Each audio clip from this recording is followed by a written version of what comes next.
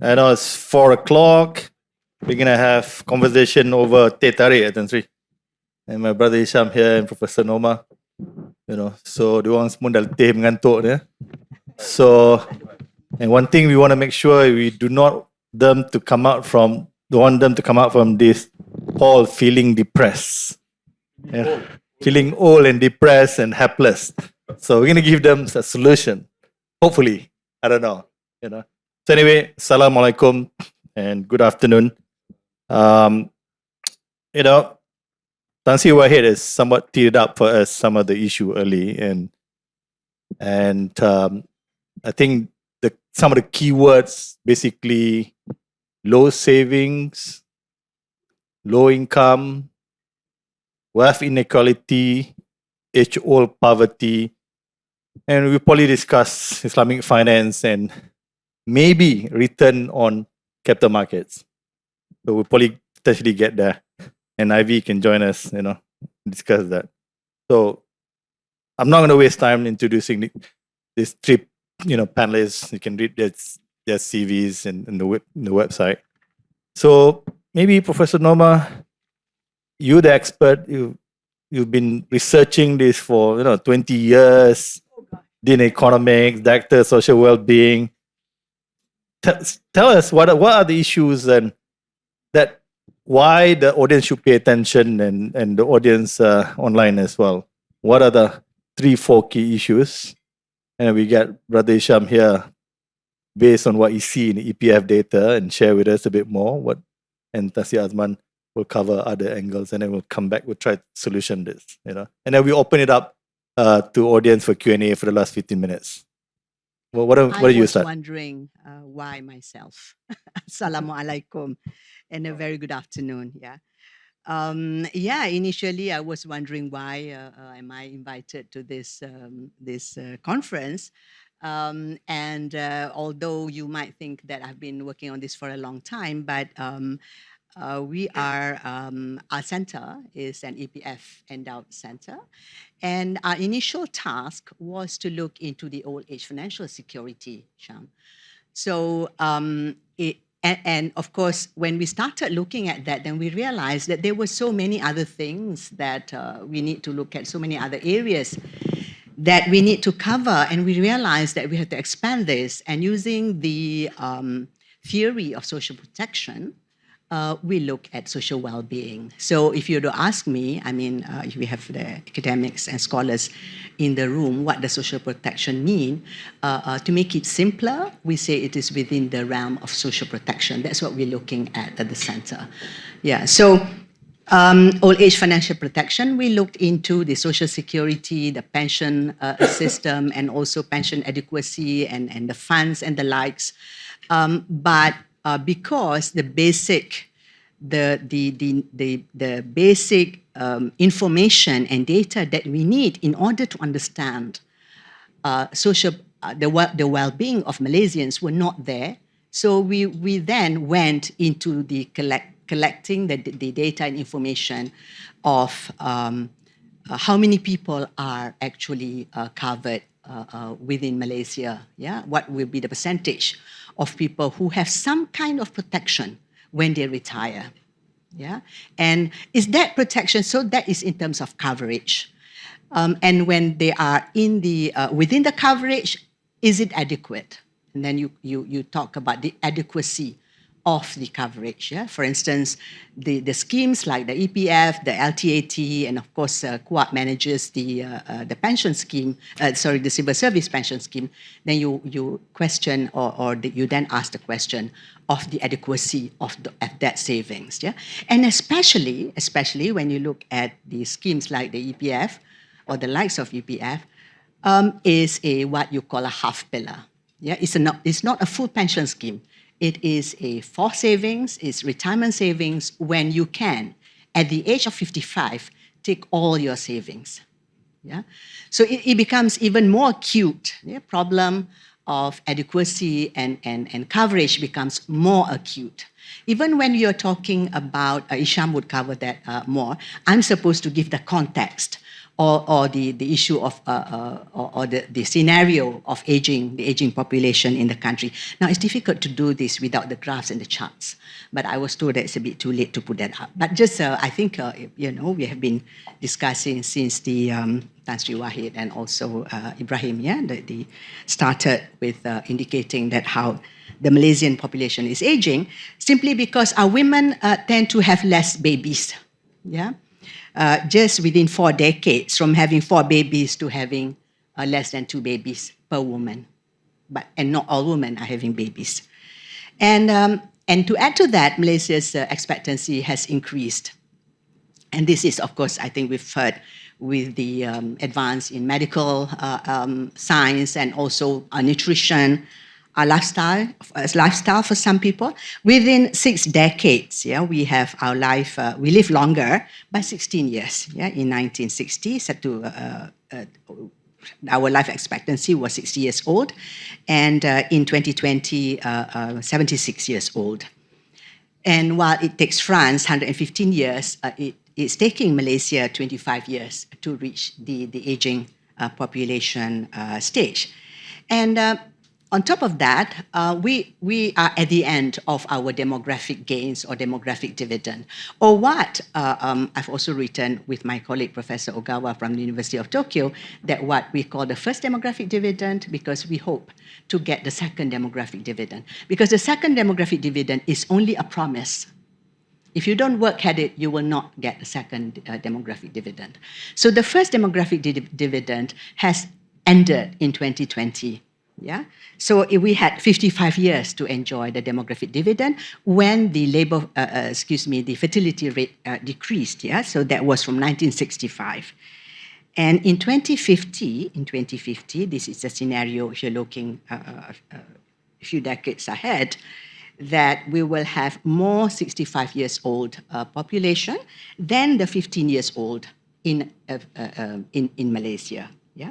So the dependency ratio, although some people would argue that this is not necessarily the way to look at dependency, we have to look at it differently because people at different ages consume differently. For every 100% in 2020, you carry 10 people with you, and in 2050, you carry 26. So this is the scenario of aging in the country. And whilst Malaysia has improved significantly in terms of our development, we're not supposed to be too depressed or too depressing in our discussions this afternoon. So we do take into consideration, or we have to congratulate ourselves that we have improved our standard of living, our level of development for the general population. But in our case, the last mile, we have the issue with the last mile, which is the pockets of people who are deprived or close to deprivation, which is relative poverty. So, and within a year, using the 2005 methodology, in 2019 the poverty rate was 5.6, and in 2020 it's 8.4%. But I guess this is due to COVID, and the MCO, the ensuing MCO, and the inequality is also bad. Which is indicated or reflected in the Gini coefficient. In 2016 is 0.399, and in 2020 is 0.411. So inequality means many things, and we're hoping that the Islamic tools can help address this inequality in the country, because I think we have heard in some other forums perhaps where our income tax, our tax and transfers do not bring about the redistributive effect that we want on the distribution of income in the country. It does not improve the inequality. So the inequality is indicated this way, that the national income share distribution is skewed and disproportionate, where T20, I think is also in your description for this conference, that T20 controls 46% and the B40 only 16% of the national income share Yeah, and one of the articles that I was sharing with my colleague in the panel is what the KRI has calculated from the BREAM data that 60% of the recipient of BREAM, which used to be Bantuan Rakyat Satu Malaysia, was 60% are from the B40. And this is confirmed by our own study. We have a nationally representative study on Malaysia's aging and retirement survey. And from our study shows that only 40%, or rather 40% has no income. Yeah, so we are. This is the second. We've just completed the second wave of the nationwide study following the same individual, and these individuals are 40 years and older. And the first round we did it was 2018 to 20. We completed in 2019, and we followed the same person last year. Yeah. So and from wave one, we found that 40% has no income without the transfer, and the majority of them are women. And as we all know, that women's participation rate in this country is only 55%. It's the lowest in the region, and 48% has no savings. 48% has savings, but very low savings, and some has no savings at all. And for assets, 52% have, out of our 5,613 respondents, 52% have assets. So maybe I should stop there. Yeah, thank you. I think there's a lot of data there, and thank you for sharing all those things. And as Professor said, KRI, you can look at website KRI, we publish also a lot of these reports and household income and a bunch of other things. So thank you, Professor. And Isham, you privileged to see a lot of data, demographic dividend in a way it translates to fantastic APF, AUM. You guys done a fantastic work. 6% multi-asset, multi-geography, somewhat a risk-free rate. Minimum 2.5, but you've been giving us 6%. Thank you very much. But what sort of issue, what sort of issue you seeing? Whatever you can tell us. And I'm not so sure we can fix. You guys can fix everything, but give us a bit of color. What do you see? Thank you, Dato'. Also, thank you to Busa and CGSAMB for inviting us today. Let me provide a bit more data. I think we hit 1 trillion ringgit, I think, on 4th December 2020, right? But with all the withdrawals that we've seen over the last couple of years, we're actually a little below that currently, especially with the latest pengeluaran khas. So I think in terms of the membership, it's grown. So you juxtapose those two items, and very obviously savings has actually declined. So let me give you some numbers here. We have currently, this is just after pengeluaran khas in May 2022, we have 6.6 million members with less than 10,000 ringgit. That's 52% of members below the age of 55. We have 3.5 million, or 27% of our members below age 55, with less than 1,000 ringgit. So that's the biggest issue that we're facing right now. In terms of sheer adequacy, because you're not even talking about B40 anymore. This is everybody. Yeah. I think in terms of the amount of savings that people actually have for retirement is essentially insufficient. So for most people, EPF is not enough and will never be enough, because obviously you're looking at also low wages. The current number I have for this is, I believe, as of May, median salary in Malaysia is a little over 2,000 ringgit. 4,800 ringgit will bring you into T20. That's how low it is. Hisham, can you go back? What's your total members? Currently, we have 15.3, I believe. 15.3 million. 15.3. 1 million, roughly about 1 million is dormant, right? Zero. So you got about 14 million with some savings. Active membership is currently 7.8, and active we define as one contribution a year. If you're looking at the number of people who actually contribute every single month, the gaji, all that stuff coming in, it's about 5.8 million out of that for 15.3. So just a little over 1/3 is actually people who are regularly saving. So quite small, relatively speaking. Also, I think when talking about inequality, these are the current numbers based on, this is the bottom 40% of EPF members below age 55. Before COVID, they had 13 billion ringgit. After all the withdrawals, they have 4 billion ringgit. This is the bottom 40%, 4 billion. The top 20 has 573 billion. That's how huge the gap actually is in terms of wealth. So it's fairly massive, I think, in terms of the difference. Having said that, even if you look at the T20, the median currently is only 151,000 ringgit. You're not going to retire on 151,000 ringgit. Right? Our minimum level is what we call the basic savings amount, which is 240,000 ringgit. It's 1,000 ringgit a month for 20 years. So it's 240. You can't live on 240,000 ringgit, on 1,000 ringgit a month. I think we've been, SIVC has been working on what we call Belanjawanku, which is the estimated budget based on minimum standard of living. So for a person in KL, it's currently about 1,900 ringgit if you use public transport. A single elderly person, I believe, is 2,570.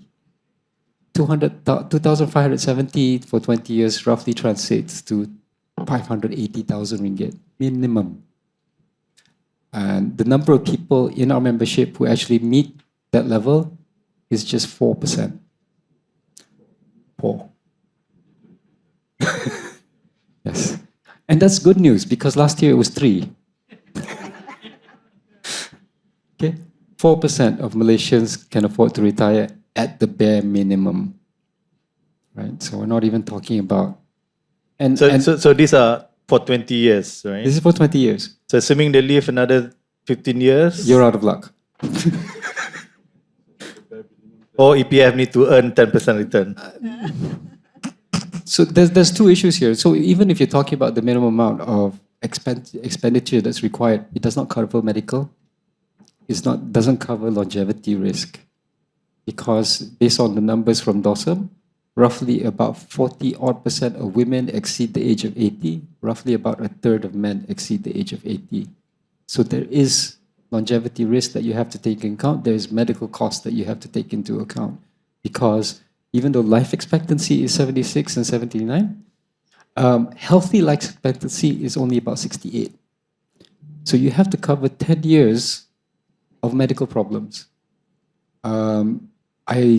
On the board of Protect Health, we run the PERKA B40 program. This is a medical screening program for the B40. 1/3 of those screened, a little about over 1/3 of those screened, have a condition they didn't know about, whether it's hypertension or diabetes or even cancer.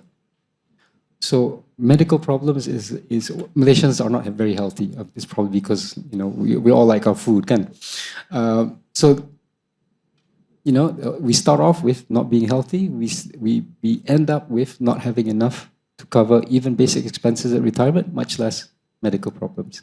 So since I've taken you to develop this fair, I'll pass it on to Tan Sri. So low income, you mentioned, median salary about 2,000? Roughly. Bare minimum for a single elderly person is about 2,570 ringgit. Yes, roughly about 6,000. It's slightly cheaper in Alostar. So Alostar you can get away with about 480,000. Yeah. So okay, let's test Chairman of Tabung Haji on his maths. So income's not there, not quite there. Even T20 only 150 plus thousand saving, right? Return, EPF have done a good job. But return domestic equity, not really there. Cost is going up. Sounds very depressing, Tan Sri. So the maths doesn't add up. So can you help to solve this? I think I've just gotten older, so I'm more qualified to sit in this panel after listening to my two very learned panelists. First of all, like everyone else, thank you to Bursa, thank you to CGS-CIMB for the invitation, and to my fellow panelists and Dato' Isham, my old friend. I think perhaps how I could try to complement my colleagues in the first round of this round robin. We agreed the first round we'll try to kind of set the context and data and so on.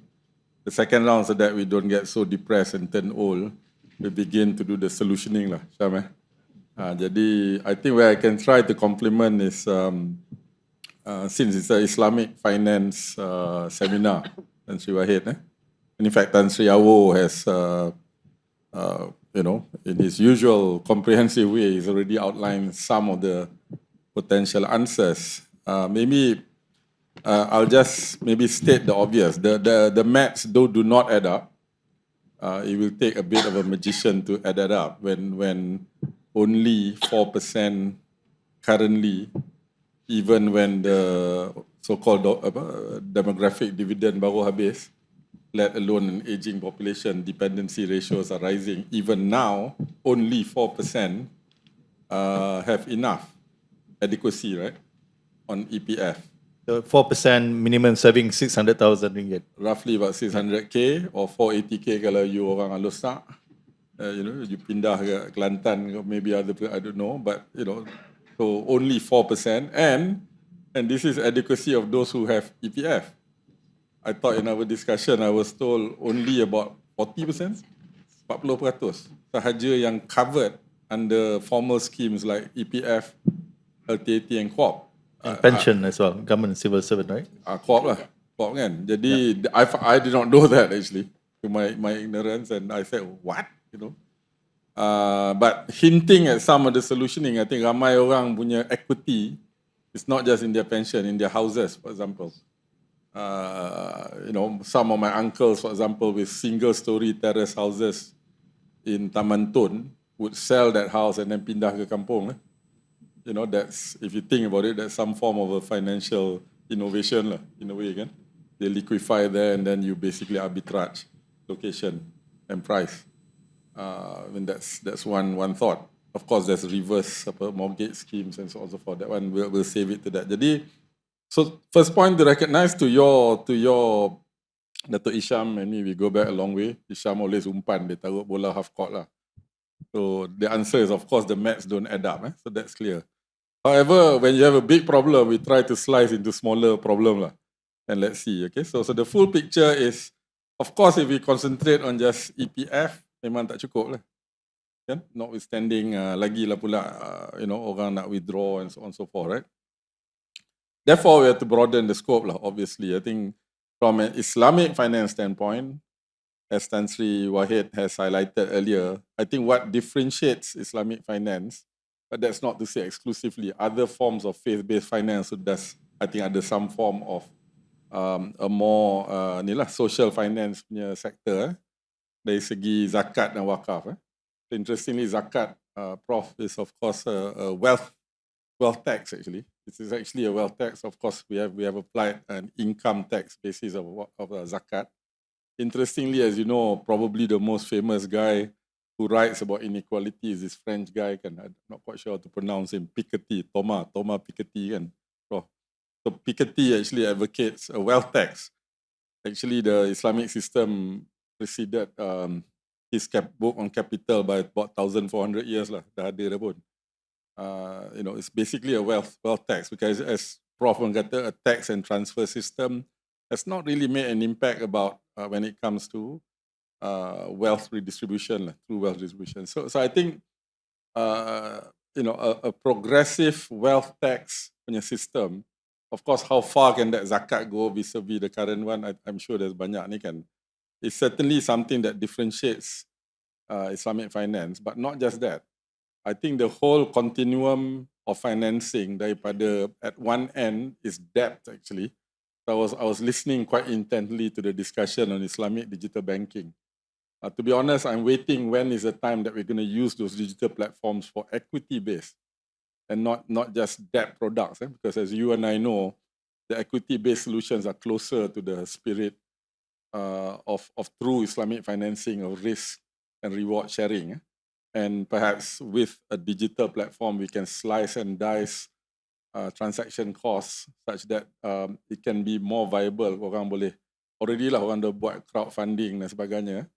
I mean, maybe I'm in the mood to somehow put some equity investment into yang peniaga sayur dekat pasar malam, for example.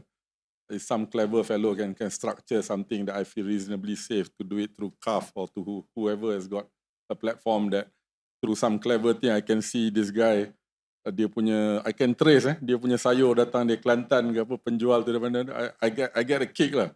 Saya kata, I kata ini kes sedekah pun tak apalah. Tapi kalau I dapat 12% return pun bagus kan. The guy hopefully will make 24 or 36% return, something like that lah. I'm sketching this a bit.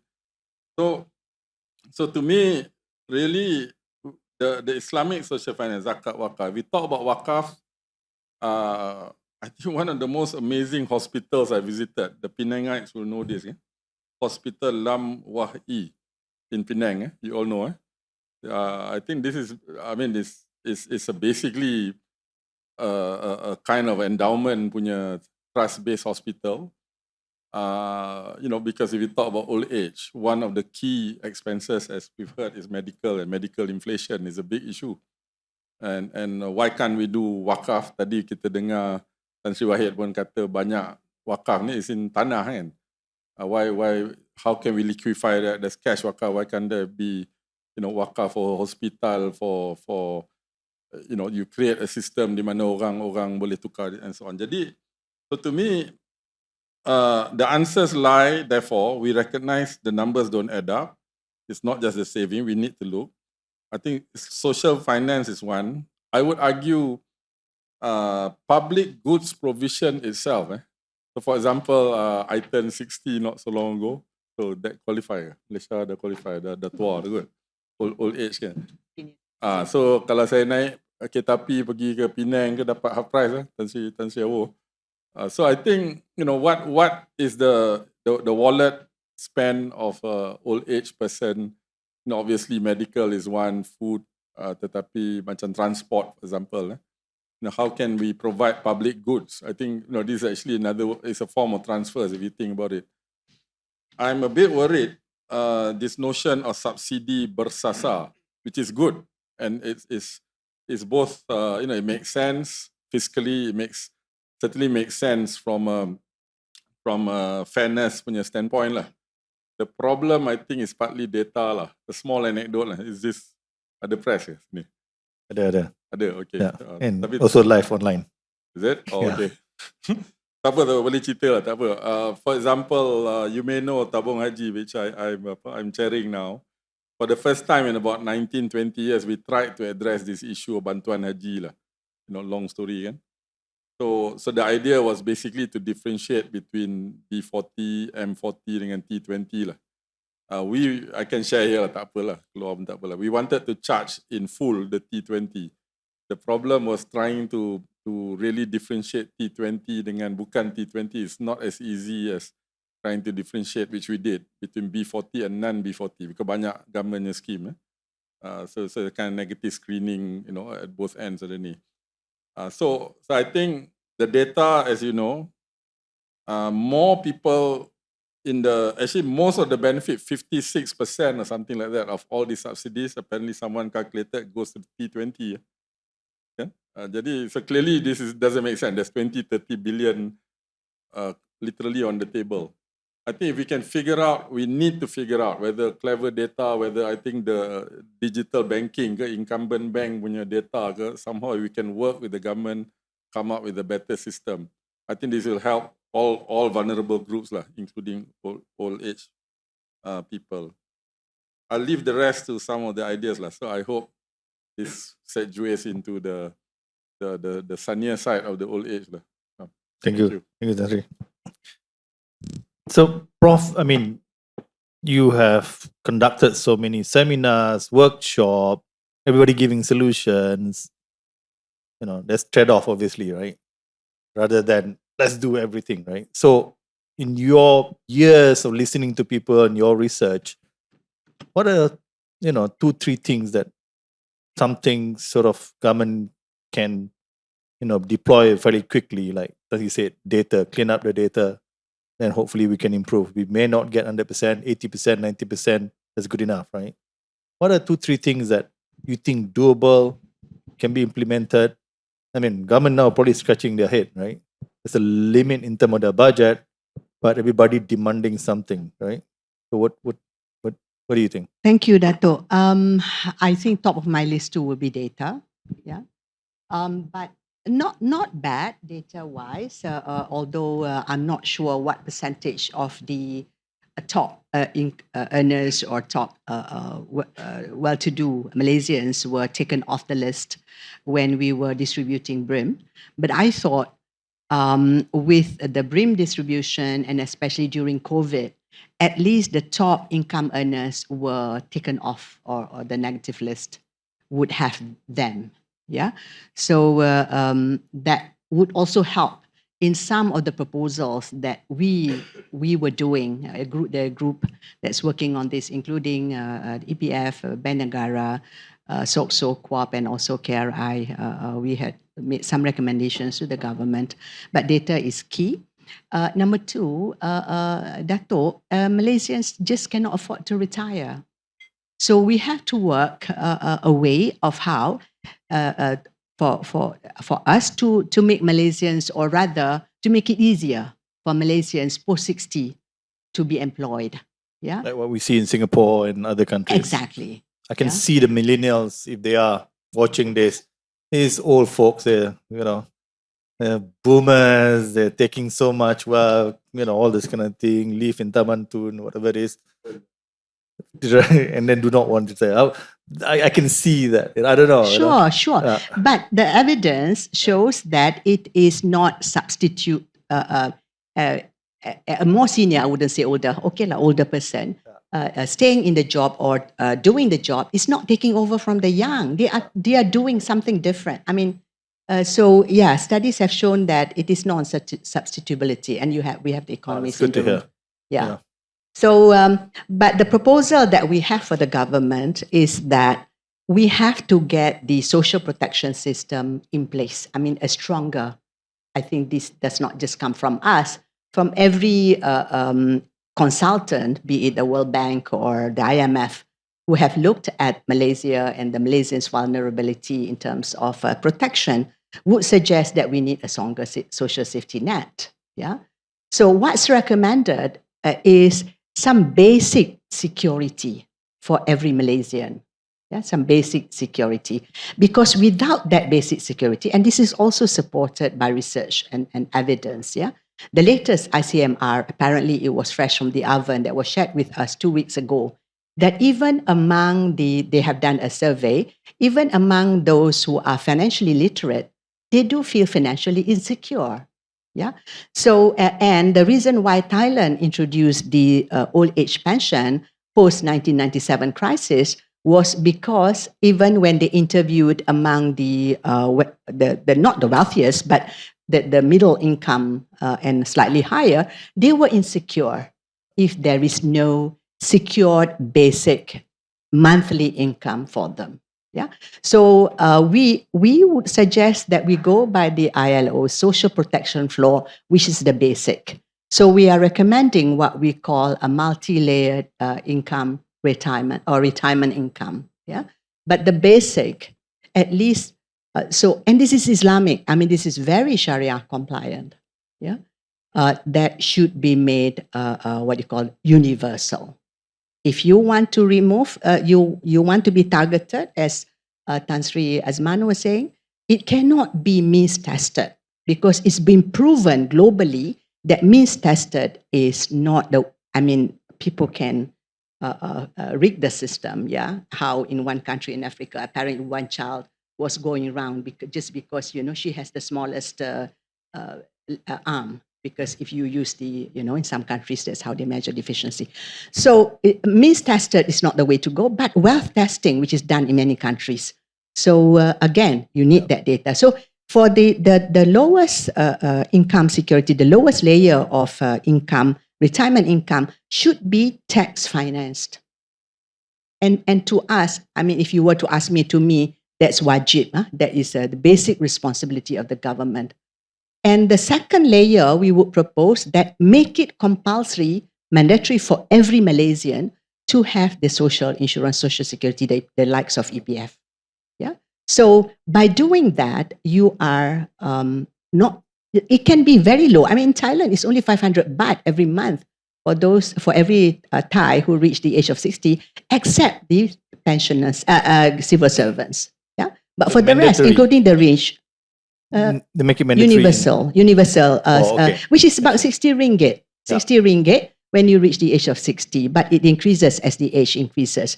And in Vietnam, they introduced in 2004 that when you reach the age of 80, every Vietnamese receive $11, which is again about 60 ringgit also monthly. But that will make people secure. The reason why I wanted to talk about financial security is that if you want them to invest in your products, they will have to feel secured.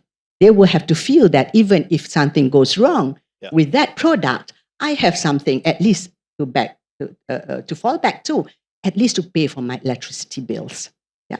So, and there's also so many issues of dignity, and all that. So we're going for that. But for the second layer, I think we should make it mandatory, but it takes the political will. And if you ask me financially, how are we going to support, does our fiscal condition enable us to finance the lowest? So by our calculation, it's about 2.3 billion that you need per year. So easily, I was coming to, is this the second round already? Yes. Yeah. So I was coming around to propose to Tan Sri Azman's, which is his area, is the wakaf. Maybe zakat is not as easily implementable because this is a monthly payment, and perhaps it would include the non-Muslims, although some scholars would say that non-Muslims can receive that as well. But the wakaf can become an endowment, and invested on what we call in pension literature, the this funded scheme. Like EPF is called a funded scheme, meaning that the fund will finance itself with its profits. Yeah. Okay. So that will be the second layer. Of course, the third layer will be the PRS and whatever savings or the insurance that you will have. Yeah. I stop. Thank you, Prof. Quite a number. Good proposal there. If government is hearing, whoever they are, maybe can look at it. So we have about 22 minutes. Maybe, the question here, maybe we put the slide on the Slido over the number just now. So EPF or Isham, from your personal perspective, from EPF perspective, you give all the somewhat not grim statistics, but, quite scary. What do you want to do? What you want more horror stories, or whatever it is. What should all of us do? Let me provide some color to what Prof was saying just now. When we talk about coverage specifically, because I think the first step is coverage. Because we can't solve all adequacy overnight, but coverage is a lot easier. Who is excluded from the formal system? So we got the civil service covered, we got salary workers covered. Who's outside? Gig workers, foreign workers, petani, nelayan, they're self-employed. Basically, anybody who is self-employed. I was quite surprised to find that every architect in Malaysia is self-employed. Yeah. Huh. So they don't pay to EPF. Most accountancy firms don't pay EPF because they're partnerships. Lawyer firms, most of them are partnerships. They don't pay EPF. Not covered, not covered, not covered. Housewives, not covered. I think we've got this housewife social security bill going through parliament right now. But that only covers accident. It doesn't cover the retirement, right? We have 2 million non-working housewives in Malaysia. There's another category. There's 2 million people who are categorized as contract for service, which is distinguished from contract of service, which is liable for EPF. So if you have under a contract for service, you do not pay EPF because you're considered to be a sole contractor, right? Another 2 million people under that category.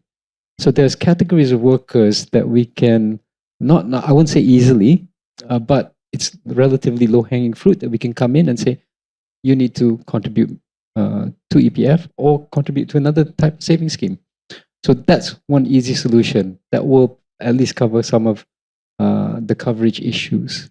But politically, politician facing the pressure to allow you for them to withdraw, Yep. introducing something saying that, hey, you guys. I'm encouraged, you're talking about millennials just now. Yeah. I'm quite encouraged that millennials are probably more aware about this than, boomers and Gen X is. They're quite, what I see online, in Twitter, on Facebook, on even TikTok and Instagram, is that there's a great deal of interest in financial independence. So if you give them an avenue, they will take it. Especially if you give them a simple avenue, they will take it, I think. So I don't think Malaysians are stupid. I think if it wasn't for the pressures of day-to-day living, they would save for their future. Yeah. So it's a question of providing them an avenue and a way to do it in a simple way. Okay. And just going back to, again, what Prof was saying about the multi-layered system, all our social security systems in Malaysia are employment-based. Like I said, 2 million non-working housewives, they don't get any coverage at all. So, we that basic pension system, the basic tax finance layer is absolutely necessary because we're leaving too many people out. Thank you. Country. Sorry, our country. I have to be careful. People heard so much about middle income trap. In the West, they always say, oh, return of labor is not there, return capital too much, whatever. But actually, in Malaysia, not only return of labor is not really there, return of capital also not there. ROE is terrible, TSR negative, depressing. Dividend yield 2%, and Ivy can use numbers. So, what's the issue, structure issue here? And, people thinking company making a lot of money, but actually they are not. And then you cannot pay people, tax issue, or how do we, all this thing we discuss are symptoms of potentially a bigger issues somewhere in our country. Our country. You just turn the old age question into the country question, is it, Syam? Well, we can talk about the symptoms, but I think first we haven't really covered Islamic finance. I'll try to address in the time left and complement whatever's been said. I'm glad to hear, I think Prof. Datuk Noma and Hisham, I think they've looked at the coverage, adequacy, multi-layer social protection, and I'm glad KRI, I think, did quite a comprehensive report on social protection. I'm all for it. Because who pays for it? I think if I heard Prof correctly, he said, if we consider that as a kind of a universal basic right, then it comes from tax coffers. So inevitably, the roads all lead back to the national coffers and so on, right? Growth is a wonderful thing. Growth can heal many things. So if the country grows, capital markets grow, things grow, then we get into this virtuous cycle. So it's not the subject of this particular forum, but you and I know the issues around that growth cycle. Prof, you did the NEM panjang lah kan. There's a lot of structural challenges. Tan Sri Wahid, of course, at the EPU and other places. So I'm not really going to go there, but I think clearly we know, I think it has to be said at forums that there's repeated issues around corruption, cartels. I think these are all impediments to its growth, actually. Incentive system. So nak cerita Islamik, kami tak payah cerita Islamik lah, cerita macam tadi the previous panel. Benda tu, I think we got to really get serious lah. So Syam, that's one part. So the growth, savings and returns. I think one observation is that PRS, for example, I think Tan Sri Awo gave a statistic, supposed to be 200 billion, tapi yang Shariah tu hanya 400 million tadi, something like that. So very, very small. I think at least from a cursory glance, and many in this room will know better, it seems to me the products probably got to be sharper and better dari segi the customer experience. Jikalau, I think on day one, I don't know how much is it now, when you take out a unit trust, you're paying, 5% or something like that, Syam? 5% upfront, Ah. and then the I AUM. mean, you can do Vanguard and The- BlackRock berapa 5 bips or something like that kan. So I Yeah. think jauh sangat. Sure, they have their arguments, and I don't know whether this is in the realm of the market or the realm of the regulator or both.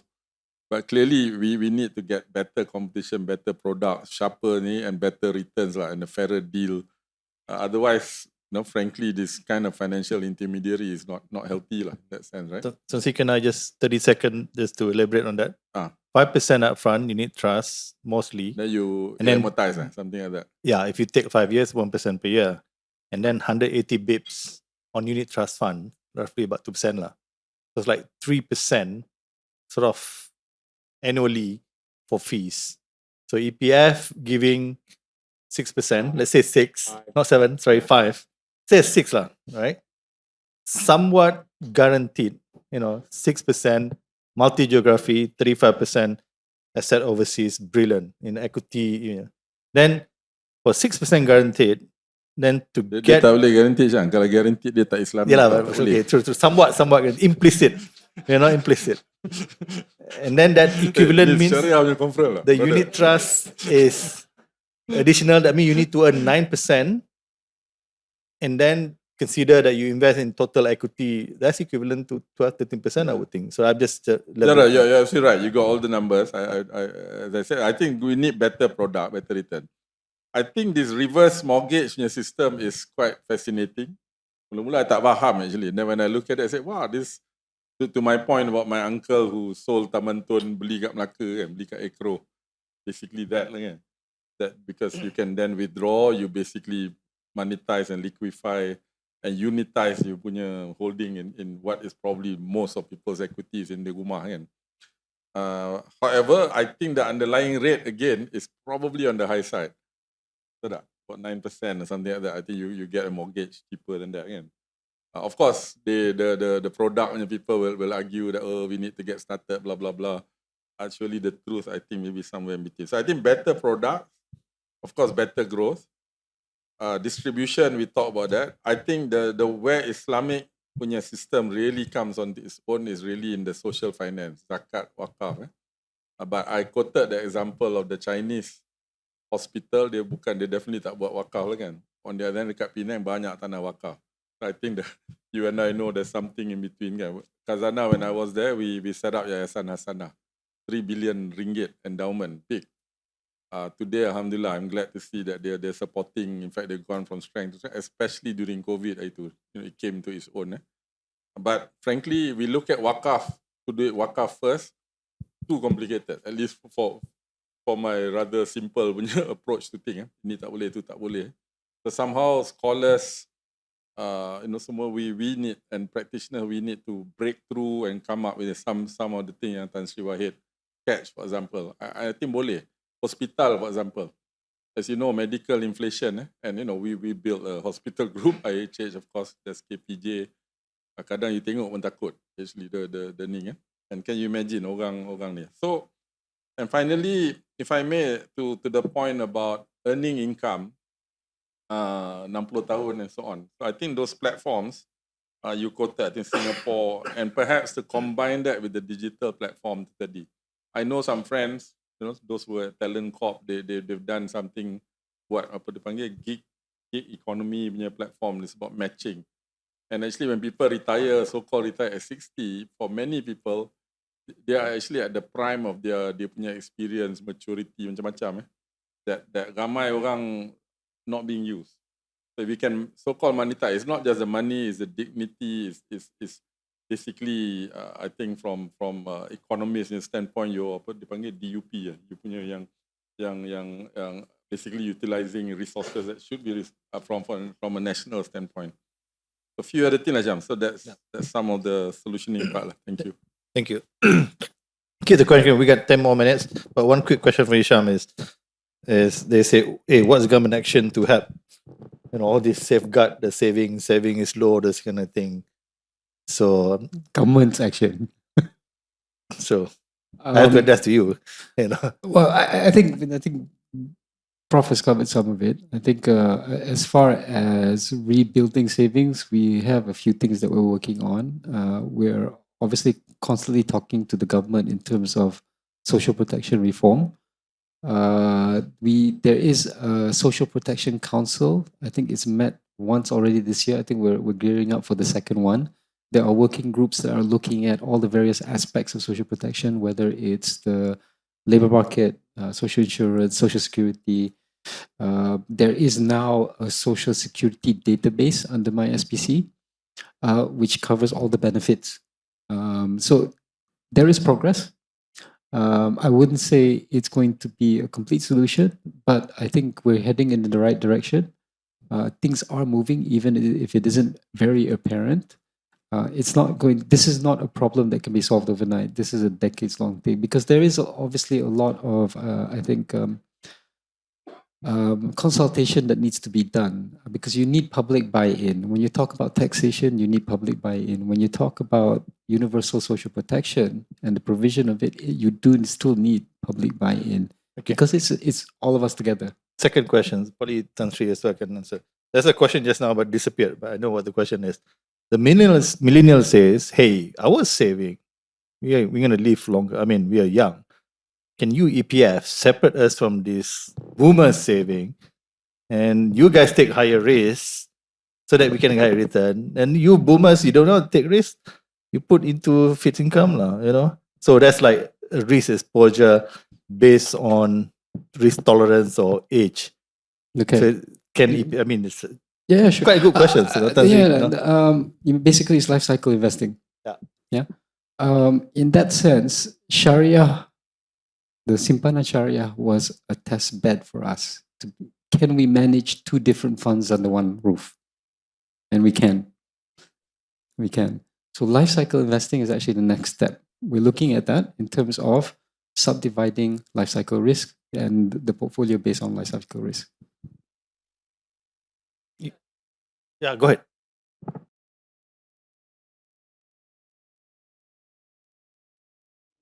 Rather than giving the money, giving the in terms of whole care center with properly care medically and Yeah, what do you think?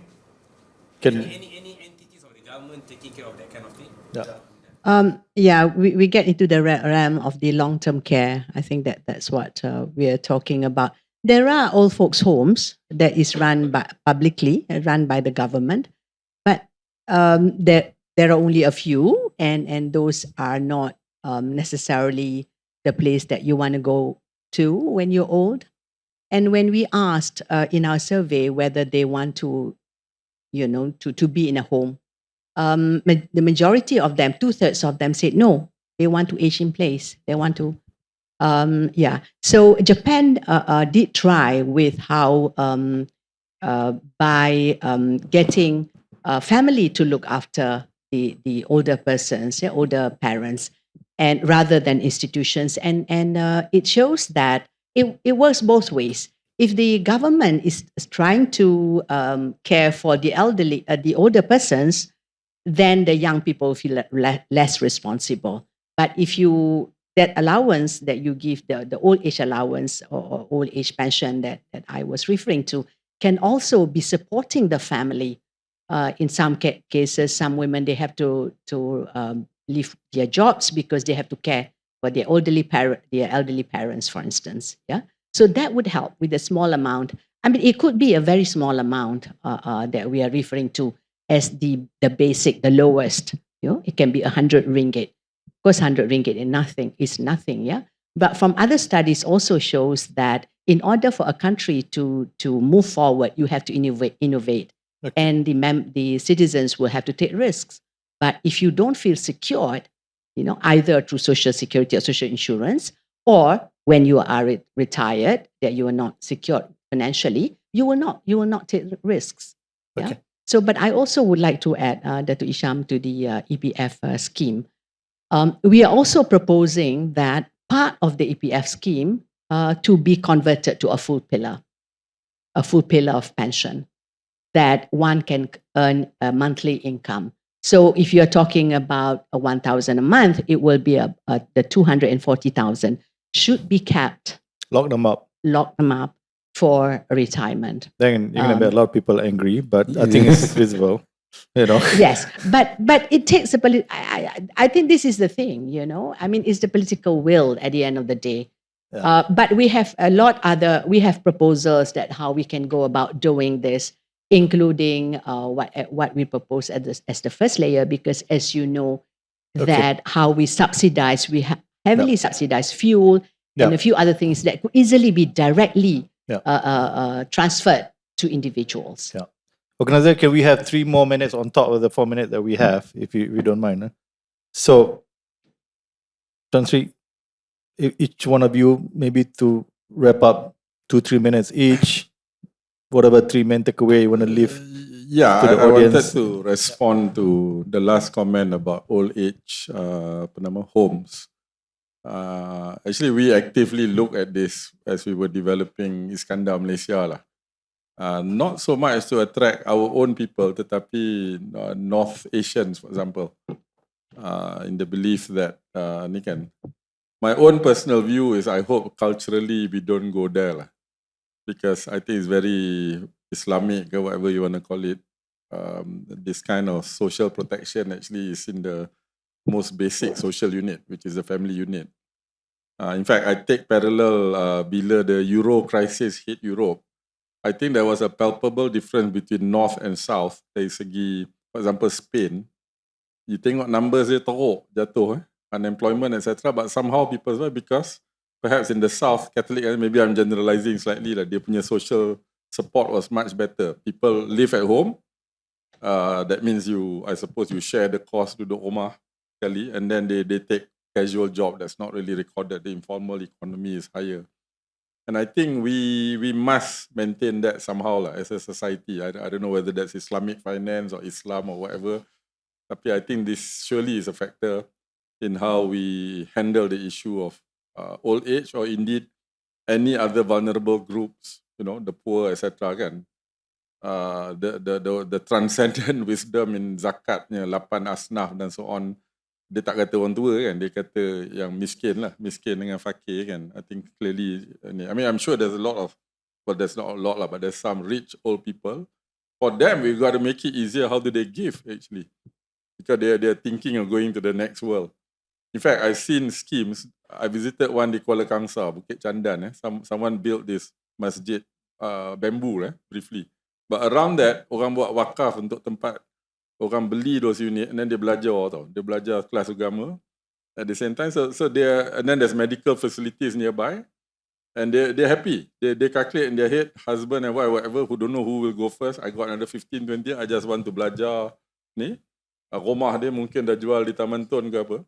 So these are financial innovations if we think about it.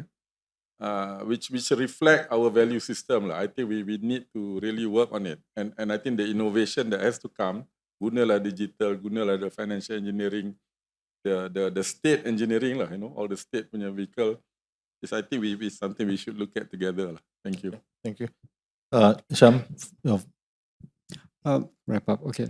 I don't want to, get too depressing about social protection problems in Malaysia, but I would say that one, there is progress being made, but I think there needs to be a consensus around what form it should take, and that requires input from everyone, and also active engagement. I think from young to old and everything, because this is a social problem. It is a society's problem. It is not just the government's problem or EPF's problem. So we as a society need to come up with the solutions, whether it's through zakat or wakaf or through other means. Also, if I can end with a plug, Simpanan Shariah, at the moment we've got roughly about 100 billion ringgit, I think, in terms of assets. We have 6 million Muslim members, but only about 1 million are signed up for Simpanan Shariah. So if you have not had the opportunity yet, please do. Can we get higher return? Can we get higher return? Because ESG, like Shariah, they narrow it. There's that zakat you have to pay to cleanse. Okay. Thank you. Prof, 1 minute. 1 minute. Yeah. Okay. I agree. We need to have a national conversation around social protection because it is an issue of it's an issue of solidarity. It's not, yeah. But I think if you're talking about an industry that will grow, yeah, it will be around retirement homes, around geriatric care, is around that. So if you're thinking about real estate, I know that I know one company that's moving in that direction, building hospitals, building retirement homes, because I think some of us, we may not want to be in the retirement homes, but when you talk about retirement villages, the facilities and all that will be different, and you will have the medical facilities and all that there. But then again, you have to remember the inequality in this country. I mean, how many people can afford those kind of facilities? But in terms of business opportunities, they are there, yeah. But we have to think about how do we solve the problem of the 60% of the Malaysian population, and how do we do it? We need a stronger national social protection system, and I think every Malaysian at the age of 15 should be in that national social protection system. So that's my conclusion, Hisham. Thank you. Thank you so much, all our three esteemed panelists. Can you join me and give a round of applause? And thank you so much. That's a wrap. Then Ivy, over to you in terms how do we get return from whatever return that we can get in this country. Thank you.